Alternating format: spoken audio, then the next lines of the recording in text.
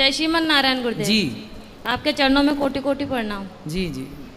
गुरुदेव मेरे 3 क्वेश्चन हैं।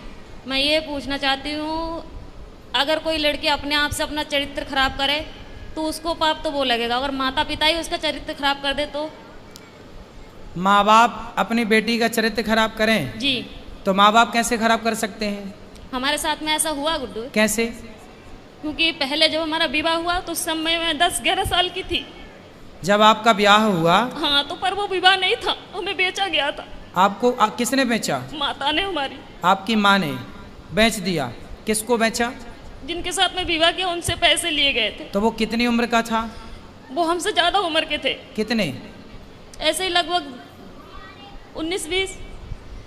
वो 19 साल का था जी। और आप उस समय कितने साल की थी? ऐसे ही 10-11 साल की। जो पहला पीरियड होता है वो मेरी शादी के बाद ही आई। अच्छा, तो उस 20 साल के लड़के के साथ आपको बेच दिया? जी। फिर क्या हुआ? फिर क्या, फिर उस समय मुझे इतना ज्ञान नहीं था कि परिवार कैसे चलाए जाते हैं, घर गृहस्थी कैसे चलाई जाती है। ठीक है। फिर भी जैसे तैसे भी वो शराबी था। हर रोज मारता था, कूटता था। इतना भी है कि जहाँ तक कि आदमियों को भी घर पे लेके आता था, शराब पिलाता था, मीट बनाता था, मच्छी बनाता था, उन्हें खिलाता था। रात के 11 बजे 12 बजे यहाँ से जाना, और पूरा गांव एक गंगवार का और एक सरदार पूरी रात घर पे रहेगा तो हर कोई उंगली तो मुझ पे ही उठाएगी ना। फिर कितने साल चला ये सब कुछ? 9 साल। फिर वहाँ पे एक बेटा हुआ, एक बेटी भी हुई। आपकी बेटी उस समय जब बेटा हुआ तब आपकी उम्र क्या थी? ऐसे लगभग 16-17 साल की थी। आप 16 साल की थी तब आपको बेटा हो गया? जी। ठीक है। फिर उसके बाद में वो मारने लगा, काटने लगा। शराब पी के कभी नाली में पड़ा रहता था, कभी गड्ढों में पड़ा रहता था, वहाँ से उठा उठा के लेके आओ। फिर जब वो ज़्यादा ही परेशान करने लगा तो मम्मी पापा ने वहाँ से घर ले आए। फिर मैंने उनसे ये कहा कि मम्मी ऐसा करो कि अभी मेरी दूसरी शादी मत करवाओ, हो सके वो आ जाए मुझे दोबारा लेने, या फिर मैं कहीं के काम करके खा लूँगी। तो बोला नहीं, तेरे साथ में बच्चा है, अगर बच्चा नहीं है, तेरे साथ में बच्चा नहीं होती तो कोई बात नहीं है, दुनिया तुझ पे ये कहेगी, अच्छी भी रहेगी तब भी दुनिया तुझ पे उंगली उठाएगी। फिर उन्होंने मुझे दूसरा जगह करवाया। दूसरी शादी कर दी? जी। वहाँ से भी पैसे लिए गए। फिर बच्चा हमारे साथ में थे। फिर वो बोल रहे थे कि अगर तू, पहले तो कहने लगे थे ये कि हाँ बच्चों को भी सही समझूंगा, फिर बाद में हमारे बच्चों को मारने लगे, कूटने लगे। उसे सही। कहाँ हैं अब? क्या है अब? मैं वहाँ से दूसरी जगह हूँ। अब उसको भी छोड़ दिया? जी। अब कहाँ हैं? अब मैं अपने आप से बैठी हूँ। तो अब ब्याह नहीं किया? नहीं, अपने आप से दूसरी जगह बैठी हूँ। दूसरी जगह बैठी हूँ मतलब? यानी कि तीसरी जगह बैठी हूँ मैं अपने आप से, किसी से भी। मतलब तीसरी जगह ब्याह कर लिया जी। आपने? तो तीसरा वाला कैसा है? वो ठीक है, वो बच्चों को अपना रहा है? जी। तो अब हमसे क्या पूछना चाहती हो? मैं ये पूछना चाहती हूँ, जो मेरे साथ में हुआ इसका पाप कौन भरेगा? इसका पापी कौन है? जी। और दूसरी बात ये है कि जब हमारे बाबा को जब समय पूरा होने लगा था तो वो अस्पताल में एडमिट थे। तो उन्होंने मुझसे ये कहा था कि संगीता, कोई भी तुझे तेरी माँ को रोटी नहीं देगी, तू ही देना। तो ठीक है, मैंने वो वचन दिया उन्हें कि ठीक, मैं ही मम्मी को संभालूंगी। अब वो घर में इतनी दुखी करने लगी है कि हद से ज्यादा मेरे पूजा पाठ से। कौन दुखी करने लगा? मम्मी। आपकी माँ? हाँ, मेरे पास में रहती है। पूजा पाठ कुछ भी करो, हमेशा तंग करते। माला जपने जाती हो तो अंदर जाके फोन लगा लेगी, बात करने लगेगी और कहती है तू पूजा पाठ कर रही है, तुझे क्या मिल रहा है, ऐसे भगवान को मैं लात मारूं। तो अभी आप तीसरे के साथ खुश हैं? जी। तो फिर अब तो खुश है ना? जी। तो अब क्या दिक्कत है? अब दिक्कत यह है, जो मेरा तीसरा वाला पति है वो बात बात पे मुझसे झूठ बोलता है। अच्छा, क्या झूठ बोलता है? यही, कोई भी बात हो मैं इनसे ये बोलती हूँ कि जो भी बात हो सच बोलो करो, पर ये है कि जो भी बात करते ऐसा है कि इनकी दूसरी पत्नी भी है। अच्छा। हाँ। तो तीसरा वाला जो पति है उसकी ऑलरेडी पहली पत्नी है? जी। आप उसकी दूसरी पत्नी हो? जी। अच्छा। तो आपने ऐसे से क्यों ब्याह कर लिया जिसकी ऑलरेडी थी? उन्होंने मुझे कुछ बताया नहीं थे पहले। मतलब तीसरे वाले ने भी आपको धोखे में रखा? पहले बताया नहीं थे कुछ भी। तो अब तो रखता है ना प्रेम से? हाँ, अब रखते हैं प्रेम से। अब आप ये पूछना चाहती हो कि ये पाप कौन किसके गले जाएगा ये पाप? जी जी, क्योंकि आपकी माँ। देखो, जब आप 11 साल की थी, 9 साल की, 11-12 की, जब आप 11-12 साल की थी तब आपकी माँ ने आपका जबरदस्ती ब्याह कर दिया। जी। तो आपको ऐसा क्यों लगता है कि उस माँ ने बेचा? हो सकता है उस माँ ने ब्याह ही कर दिया हो आपका। नहीं गुरुदेव, वो घर वाले बोलते थे कि तेरे माँ ने 5,000 रुपए लिए कि 10,000 रुपए लिए। यदि उन्होंने पैसे लिए कि हैं, तुझे डंगर की तरह हमने खरीद यदि के उन्होंने लेकर- बेचा है तो फिर माँ पापी है आपकी। यदि नहीं बेची, आपका विवाह किया है, तो माँ पापी नहीं है। और केवल गुरुदेव माँ मेरे- इस बात की पापी है कि आपको जबरदस्ती इतने बड़े लड़के से आपका ब्याह कर दिया। देखो, विवाह ऐसे नहीं होता, 1-2 साल का ही बड़ा छोटा चलता है, डबल नहीं चलता कि लड़की 10 साल की है और लड़का 20 साल का है, ये नहीं चलता।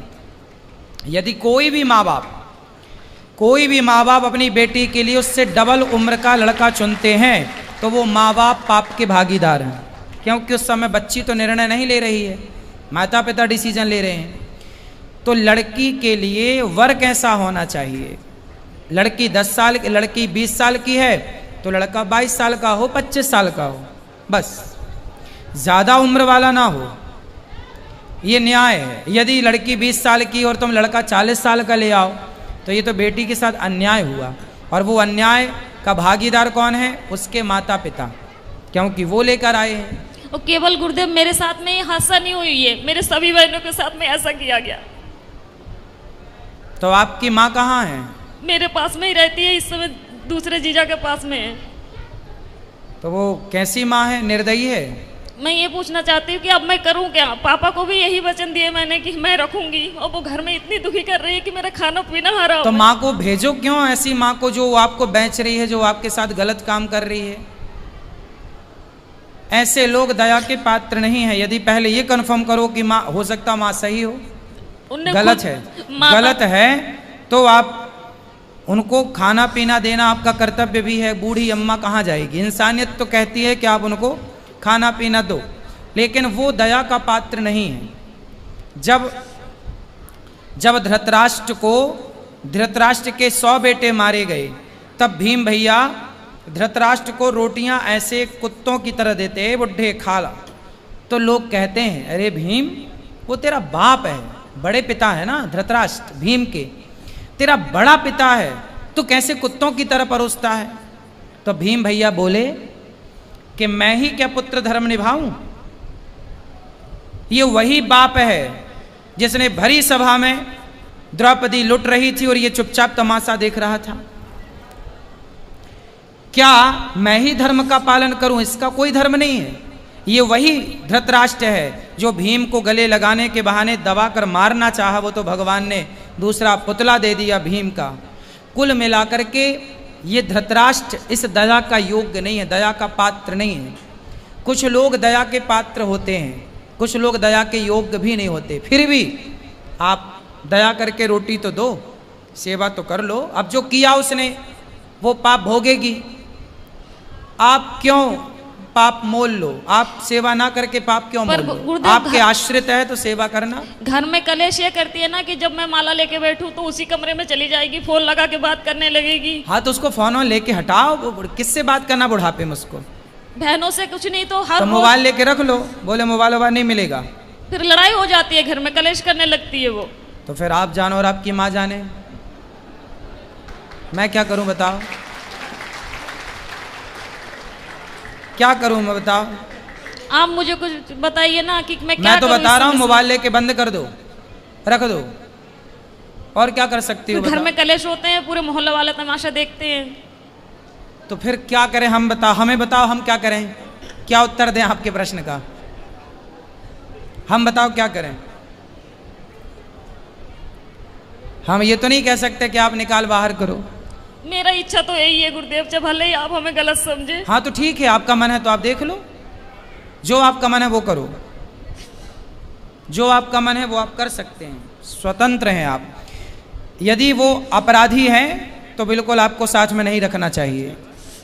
और दूसरी क्वेश्चन ये है गुरुदेव, अगर किसी जगह में मेरी इज्जत नहीं होती हो, कोई इंसान मैं वहां पे जा रही, मुझे पानी को नहीं पूछता हो, क्या मुझे वहां पे जाना चाहिए? ना, वहाँ कदापि नहीं जाना चाहिए। आवत ही हर से नहीं नैनन नहीं स्नेह, तुलसी तहाँ न जाइए कंचन बरसे मेघ। वहाँ कभी नहीं जाना चाहिए जहाँ आपके जाने से सामने वाले को प्रसन्नता ना हो। हाँ, तो वो जैसे मेरी सौतन है, जो हमारी सौतन है वो मेरे पास में आती है, हम बाहर रहते हैं यानी कि कमरे किराए पे लेके, तो वो जब आती है तो हम उसे चाय से लेके नाश्ता से लेके ऐसी कोई कमी नहीं छोड़ती हूँ कि उसे बुरा लगे। मम्मी सास हुए चाहे बच्चे हुए चाहे कोई भी हुए, पर वो लोग नहीं चाहते कि मैं उस घर में जाऊँ।